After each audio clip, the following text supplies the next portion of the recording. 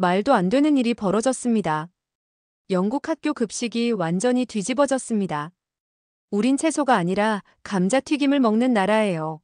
이건 문화적 충격입니다.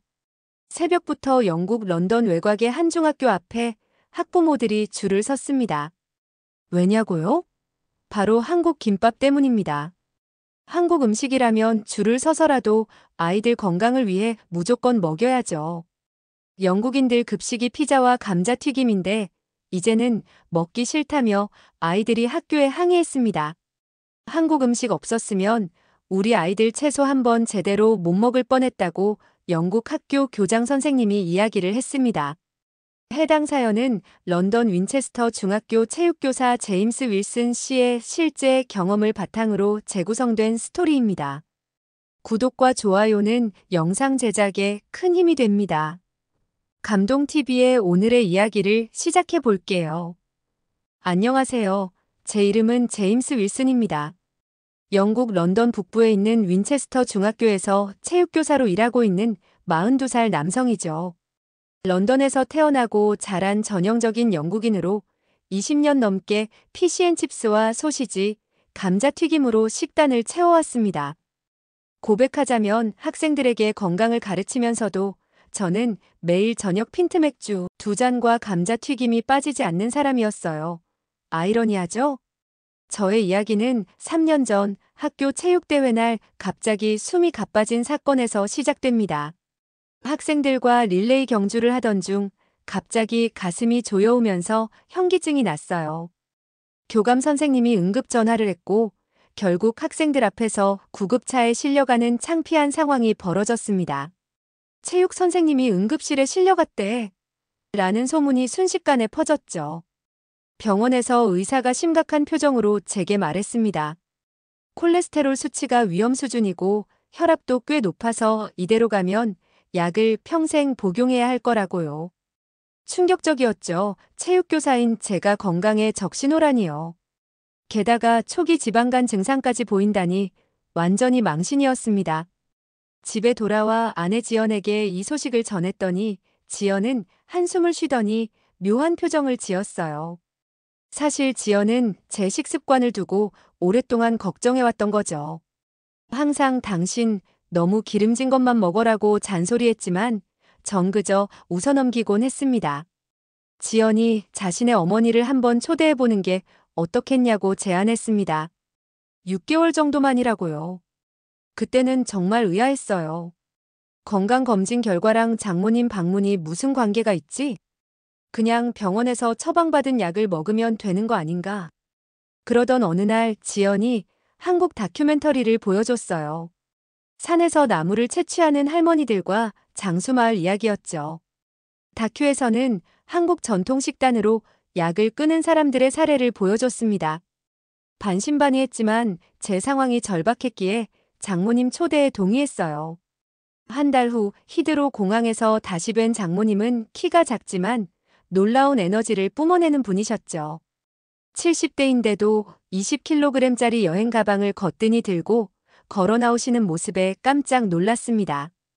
영어를 전혀 못하시니 손짓 발짓으로 인사를 나누었고 장모님은 단번에 제 배를 가리키시며 조금 쪼리자 라고 하셨죠. 지연이 통역하지 않았어도 그 의미를 알 것 같았습니다. 그렇게 우리 집에 작은 한국이 들어오게 되었고 제 인생의 가장 큰 변화가 시작됐습니다. 장모님이 가져온 20kg짜리 여행 가방의 정체는 충격적이었습니다. 열어보니 이름도 모를 갈색 페이스트, 붉은 가루, 말린 식물들, 심지어 투명한 봉지에 담긴 흰벌레 같은 것까지. 나중에 알고 보니 그건 말린 오징어였고 갈색 페이스트는 된장과 고추장이었죠. 이걸 다 어디에 쓰는 건가요? 지연에게 물었더니 웃으며 당신 건강을 위한 비밀 무기예요 라고 대답했습니다. 첫날 아침 눈을 뜨자마자 코를 찌르는 강한 냄새가 집안을 가득 채웠어요. 잠옷차림으로 부엌에 내려가 보니 장모님이 이미 3시간째 무언가를 끄시고 계셨습니다. 커피를 마시려는데 장모님이 흰 그릇에 갈색 국물을 내밀었어요. 아침이니까 든든하게 먹어야지. 지연이 통역하며 건넨 된장찌개 한 그릇, 첫 숟가락을 입에 넣자마자 이상한 맛에 입속이 혼란스러워졌습니다. 얼굴이 일그러지는 걸 숨길 수 없었죠. 장모님의 실망한 표정을 보며 억지로 삼켰습니다. 괜찮아요. 전 아침은 보통 토스트만 먹어요. 하지만 장모님은 타협을 모르셨어요. 다음 날은 더 기상천외한 메뉴가 등장했습니다.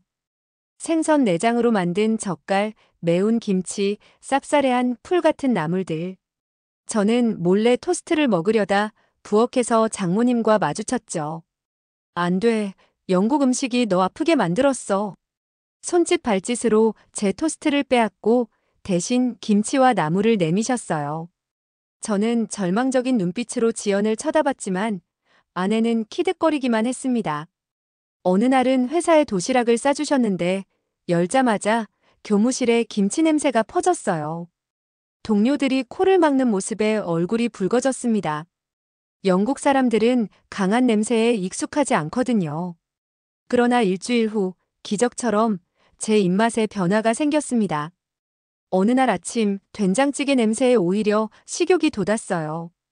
첫 숟가락을 떴을 때 낯설고 복잡한 맛이 오히려 깊고 풍부하게 느껴졌습니다. 오늘 된장찌개는 어제보다 맛있네요. 장모님의 얼굴에 환한 미소가 번졌습니다. 몸이 건강해지고 있어서 맛있게 느껴지는 거래요. 아내가 어머니의 말을 통역해 주었습니다. 영국인의 입맛으로는 상상도 못할 한국 음식의 세계가 조금씩 제 마음을 열기 시작했습니다. 처음엔 거부감에서 시작했지만 장모님의 정성과 고집이 결국 제 미각의 벽을 허물어뜨리고 있었습니다. 장모님이 매일 아침 준비하시는 나물 반찬들은 마치 작은 정원 같았습니다. 시금치, 고사리, 취나물, 미나리. 모두 다른 색과 모양, 맛을 가진 채소들이 푸른 물결처럼 식탁을 채웠죠. 처음에는 이렇게 많은 초록색 반찬이 필요할까 의아했습니다. 장모님이 영국인들은 왜 이렇게 채소를 적게 먹는지 물으셨고 지연이 번역해 주었을 때 잠시 생각해보니 맞는 말이었습니다. 우리 영국 식단에서 채소는 보통 메인 요리 옆에 조금 곁들이는 정도였죠. 주로 삶거나 버터에 볶아서 먹었고요. 장모님께서는 한국인들이 나물을 즐겨 먹는 이유를 들려주셨습니다. 산이 많은 한반도에서 자연스럽게 발달한 식문화라고 하셨어요. 가난했던 시절 굶주림을 달래기 위해 산과 들에서 나는 것들을 먹었다가 지금은 건강식으로 자리 잡았다고요. 지연이 이것이 시금치 나물이라며 한번 먹어보라고 권했습니다. 담백하게 참기름과 소금으로만 무친 시금치는 놀라울 정도로 맛있었습니다. 채소 본연의 맛이 살아있었죠. 학교에 가져간 도시락에도 변화가 생겼습니다. 흰 쌀밥에 다양한 색깔의 나물 반찬들이 작은 칸마다 들어있었어요. 동료 교사인 마이클이 호기심에 그게 뭐냐며 왜 이렇게 알록달록한지 물었습니다. 설명해주자 그도 한 입 맛보고 싶어 했죠. 맛을 본 마이클의 표정이 밝아졌습니다. 정말 맛있다며 어디서 사는 거냐고 물었죠. 장모님이 직접 만드신 거라고 대답했습니다. 그날부터 교무실에서는 제 도시락이 인기 스타가 되었습니다. 특히 장모님이 저와 선생님들을 위해 김밥을 30줄이나 싸주셨을 때는 우리는 파티를 하는 기분이었습니다. 다른 선생님들도 맛을 보시더니 이렇게 맛있는 음식이 한국 거냐고 놀라움을 표현하셨습니다. 담임 선생님들은 학생들 급식 지도하느라 바쁜데 저는 도시락 자랑하느라 여유롭게 점심을 즐길 수 있었죠. 몸도 마음도 가벼워지는 느낌이었습니다. 그렇게 자연스럽게 나물의 세계로 빠져들게 되었습니다. 한국 음식 중에서도 가장 큰 도전은 김치였습니다. 처음 장모님이 김치를 꺼내셨을 때 그 붉은색과 강한 향에 망설였죠. 하지만 장모님은 제게 특별히 젓갈과 마늘을 줄인 순한 백김치를 만들어주셨습니다. 지연이 설명하길 어머니가 특별히 제임스를 위해 만든 김치라며 천지남 사찰음식처럼 젓갈과 마늘을 넣지 않았다고 했습니다. 설명을 들으며 조심스럽게 첫 입을 맛봤습니다. 아삭한 식감과 상쾌한 맛이 입안에 퍼졌어요. 예상과 달리 맛있었습니다. 3주가 지나자 묘한 현상이 일어났어요. 식사할 때마다 김치가 있어야 직성이 풀리는 겁니다. 마치 영국인이 티 없이 못 사는 것처럼 저는 김치 없인 밥을 먹을 수 없게 되었습니다. 지연이 제가 김치를 좋아할 줄 몰랐다며 놀라는 표정을 지었습니다. 아직도 기억에 남네요. 장모님은 웃으시며 말씀하셨고 지연이 통역했죠. 김치 중독됐다며 이제 진짜 한국 사람 다 됐다고 하셨습니다. 더 놀라운 일은 학교에서 일어났습니다. 급식 시간에 관찰 지도를 하던 중 아이들이 채소를 거의 먹지 않는 모습이 눈에 들어왔어요. 문득 우리 학교 급식 메뉴가 얼마나 단조로운지 깨달았습니다. 마치 제가 본 자료에 나온 영국 학교 급식처럼 우리 학교도 매일 비슷한 메뉴를 반복하고 있었죠. 한 학생이 제 도시락을 가리키며 그게 뭐냐며 맛있어 보인다고 물었습니다. 그날 장모님이 싸주신 김밥이었죠. 작은 조각을 나눠주자 아이들이 몰려왔습니다. 그 모습을 보며 문득 아이디어가 떠올랐습니다. 학교에 한국 음식을 소개하면 어떨까요? 장모님과 함께 지낸 지 3개월째 병원에서 건강검진을 받았습니다. 결과는 놀라웠어요. 의사가 정말 놀랍다며 콜레스테롤 수치가 정상 범위로 돌아왔고 혈압도 안정적이라고 했습니다. 체중도 8kg이나 줄었대요. 특별히 어떤 약을 드셨냐고 물었습니다. 의사의 눈이 휘둥그레졌을 때 저는 자랑스럽게 약은 전혀 먹지 않았으며 제 장모님의 한국 음식 덕분이라고 대답했습니다. 집에 돌아와 이 소식을 전하자 장모님은 빙그레 웃으셨습니다. 그 미소에 담긴 자부심이 고스란히 느껴졌죠. 장모님께서는 요리할 때 무엇이 중요한지 가르쳐 주셨습니다. 어머니가 음식은 약이고 약은 음식이라며 우리 몸에 필요한 모든 것은 자연에서 온다고 하셨습니다. 장모님의 철학은 단순했습니다. 제철 식재료를 사용하고 자연 그대로의 맛을 살리며 다양한 세계 음식을 균형 있게 먹는 것. 특히 발효식품의 중요성을 강조하셨죠. 어느새 저는 직접 장모님과 함께 음식 만들기에 동참하고 있었습니다. 처음에는 쌀을 씻는 간단한 일부터 시작했지만 곧 김치를 버무리고 나물을 무치는 법까지 배웠죠. 장모님이 제임스의 손맛이 생겼다며 칭찬하셨습니다. 어깨가 으쓱했어요. 영국인 남자가 한국 할머니에게 요리를 배우는 모습이 얼마나 우스꽝스러웠을지 상상해보세요. 하지만 그 시간들이 제게는 소중한 추억이 되었습니다. 가장 큰 변화는 제 몸이 아니라 마음이었습니다. 음식을 대하는 태도가 달라졌어요. 이제는 음식을 그저 배를 채우는 수단이 아니라 건강과 행복을 가져다주는 선물로 여기게 되었죠. 매 끼니가 감사함으로 가득했습니다. 학교에서의 변화도 시작되었습니다. 교장 선생님께 특별 프로젝트를 제안했죠. 한국 음식 문화를 학생들에게 소개하는 시간을 가져보면 어떨지 건강한 식습관을 가르치는 좋은 기회가 될 거라고 말씀드렸습니다. 교장 선생님은 흔쾌히 동의하셨고 장모님과 함께 학교 체육관에서 한국 음식의 날 행사를 열게 되었습니다. 200명의 학생들 앞에 서자 가슴이 두근거렸어요.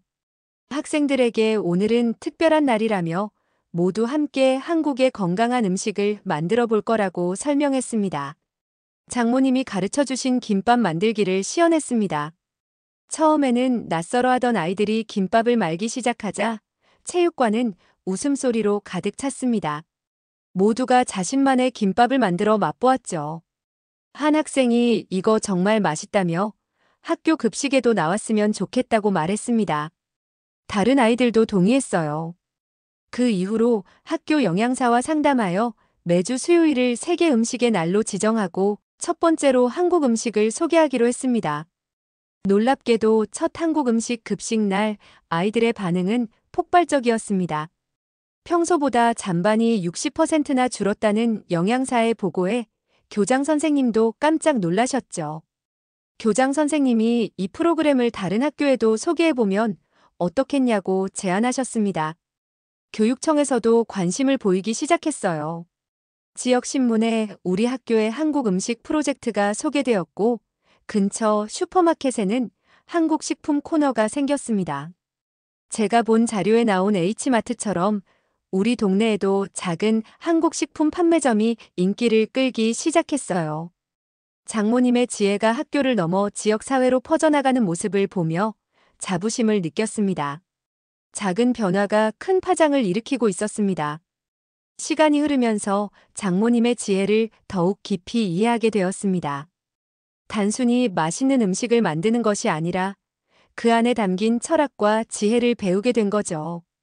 어느 저녁 지연이 통역을 해주며 장모님의 이야기를 들려주었습니다. 장모님이 어린 시절 가난했지만 나물과 텃밭의 채소로 가족을 건강하게 키운 이야기였어요.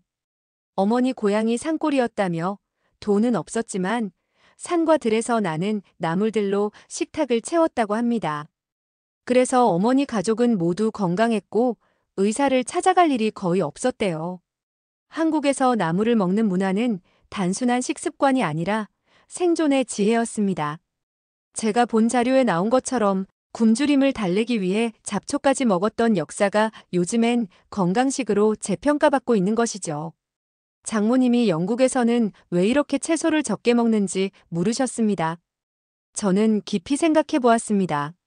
산업화와 함께 우리의 식단도 단순해지고 가공식품에 의존하게 된 역사가 있었죠. 채소는 사이드 디시로 취급되어 왔고요. 언어는 통하지 않았지만 음식을 통해 우리는 깊은 대화를 나누고 있었습니다. 장모님께서 양념을 하시다가 저에게 맛을 보게 하실 때면 그 눈빛만으로도 충분히 소통이 됐죠.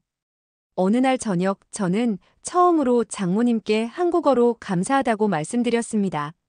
장모님의 눈시울이 붉어지셨어요.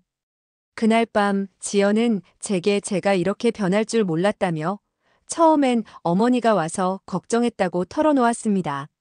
사실 저도 제 변화가 놀라웠습니다. 영국 의학만 믿던 제가 이제는 음식의 치유력을 믿게 되었으니까요. 6개월이 흘러 장모님이 한국으로 돌아갈 시간이 다가왔습니다. 영국에 오셨을 때보다 저는 몸무게가 12kg이 줄었고 약은 한 알도 먹지 않게 되었습니다. 무엇보다 음식을 통해 새로운 세계를 발견했죠.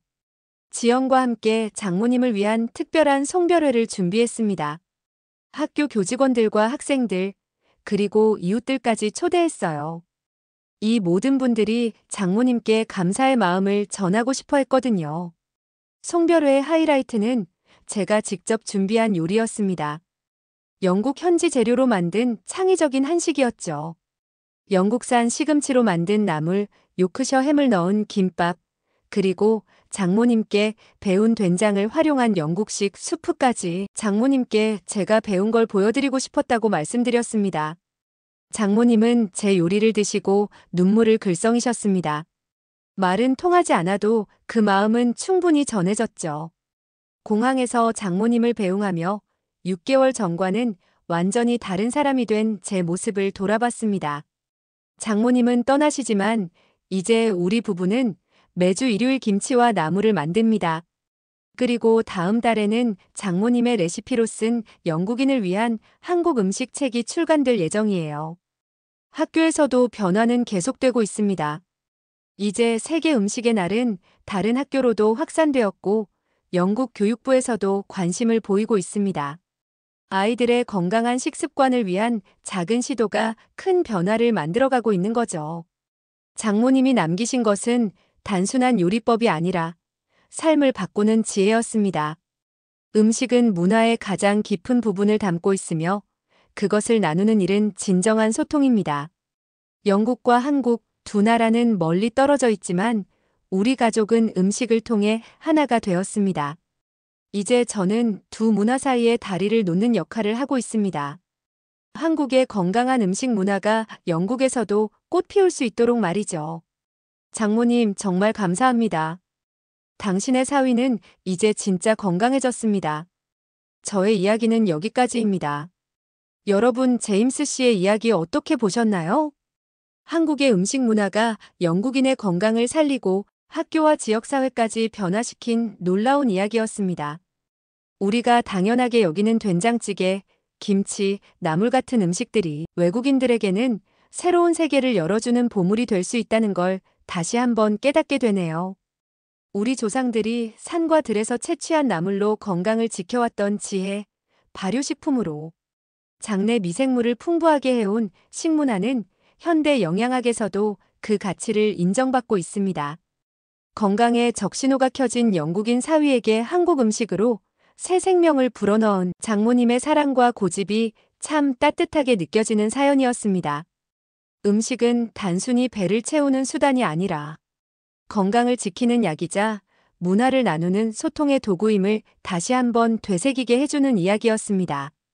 여러분도 오늘 저녁 식탁에 올라오는 소박한 한국 음식의 가치를 다시 한번 생각해 보시는 건 어떨까요?